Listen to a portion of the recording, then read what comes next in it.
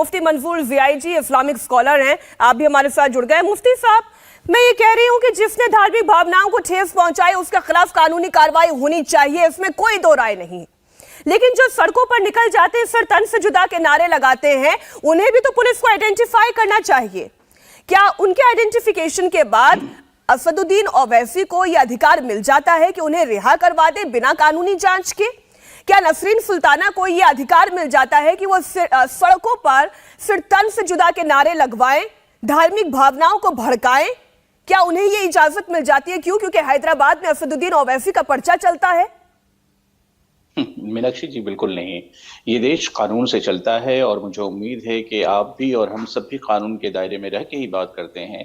और कहीं पर भी असदुद्दीन ओवैसी साहब का अगर कहीं पर्चा भी चलता है तो कानून के पर्चे से बड़ा पर्चा किसी का भी नहीं है। और आने वाले दिनों में भी आप ये देखेंगे कि जिन लोगों ने भी गलत किस्म की अफवाहें उड़ाई हैं या गलत किस्म के वहां पर नारेबाजी की है या गलत तत्वों का इस्तेमाल हुआ है, तो यकीनन उन सब पर कार्रवाई होनी चाहिए। उसकी मांग मैं मुफ्ती मंजूर ज़ियाई करता हूं और आपके माध्यम से करता हूं। और पूरे मुल्क को इस बारे में सोच लेना चाहिए कि जो भी गलत कमेंट करेगा किसी के ऊपर में, वे रसूलुल्लाह सल्लल्लाहु अलैहि वसल्लम की शान में जिस तरीके से गुस्ताखियां हो रही है, मीनाक्षी जी आप इस बात को भी देख रहे होंगे किस तरीके से जलील करने की कोशिश हो रही है हिंदुस्तान के मुसलमानों को।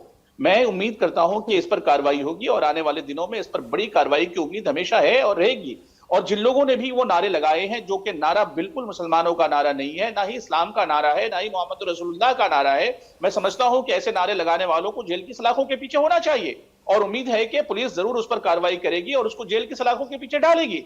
और जो लोग जो छुड़ाने की बात करते हैं, मुझे नहीं लगता है कि ओवैसी साहब के कहने से पुलिस छोड़ देगी। कानूनी कार्रवाई जहां होती है मैडम, तो बिल्कुल होनी चाहिए। और मैं मांग करता हूं तेलंगाना गवर्नमेंट से कि जरूर ऐसे लोगों पर कानूनी कार्रवाई लेकिन हुआ है ना सर। मैं आप चाहें तो आपकी नजर में अगर वो ऑडियो क्लिप नहीं आई हो, अगर वो पूरा वीडियो नहीं आया, तो मैं आपके सामने दर्शकों के सामने वो वीडियो जरा चलवा देती हूँ।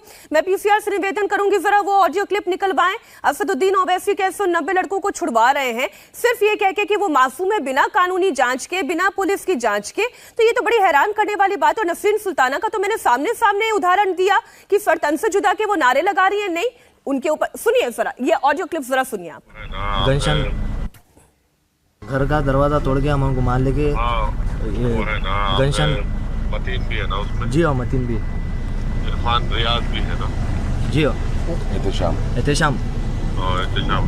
जी।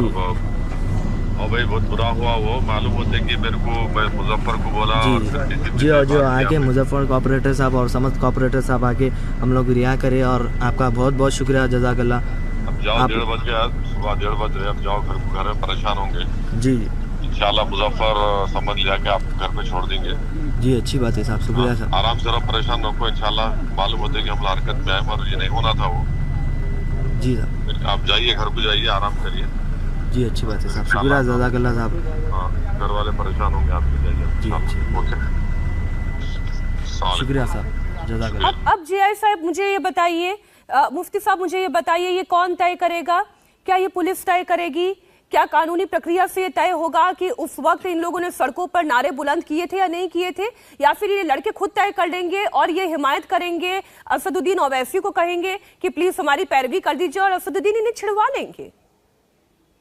नहीं मोहतरमा मीनाक्षी जी, आपने इस बात को बगौर सुना कि उसके सामने आइडेंटिफाई किया है मुजफ्फर हुसैन साहब, क्योंकि मुजफ्फर का नाम लिया है गया है, तो वहां पे आइडेंटिफाई की गई है कि क्या वही लड़का है जिसको घर से उठाया गया था।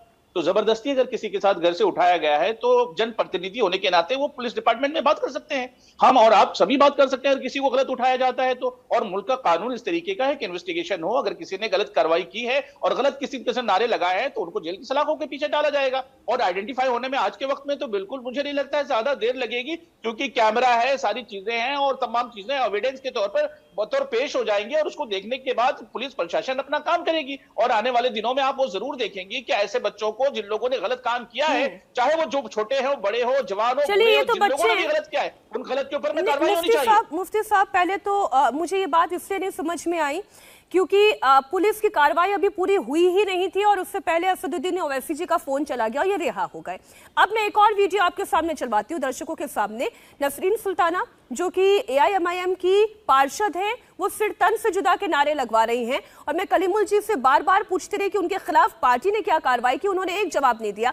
पीसीआर से निवेदन है जरा वो वीडियो भी चलाया दर्शकों के सामने। चलिए, ये वीडियो आप निकलवाए, मैं वो वीडियो चलवाती हूँ। हमारे साथ सुबुही खान सामाजिक कार्यकर्ता है, आप भी जुड़ी हुई है। सुबुही, मैं ये कहती हूँ कि धार्मिक भावनाओं को पहले तो आहत ना किया जाए और वो फिर किसी भी पक्ष के द्वारा ना किया जाए, और जब कानूनी कार्रवाई हो तो उसमें भी डबल स्टैंडर्ड ना लिए जाएं। पर ये डबल स्टैंडर्ड दिखाई दे रहे हैं। एक के खिलाफ पीडी एक्ट लगा दिया जाता है, उसको कोई डिफेंड नहीं करता। कानून जैसे कार्रवाई करना चाहती है वैसे कार्रवाई करे, लेकिन उनके खिलाफ क्या कार्रवाई होनी चाहिए? कांग्रेस के नेता राशिद खान, उनके भाई खान साहब, इसके अलावा नसरीन सुल्ताना, ऐसे बहुत सारे नाम और बहुत सारे चेहरे आइडेंटिफाई करके इंडिया टीवी पर दिखाए जा सकते हैं जो फिरतन से जुदा के नारे लगा रहे हैं। जी मीनाक्षी जी, मैं आपकी बात से बिल्कुल सहमत हूं। भारत एक लोकतांत्रिक देश है, एक पंथ निरपेक्ष देश है और सभी आराध्यों का हमारे देश में सम्मान होता है।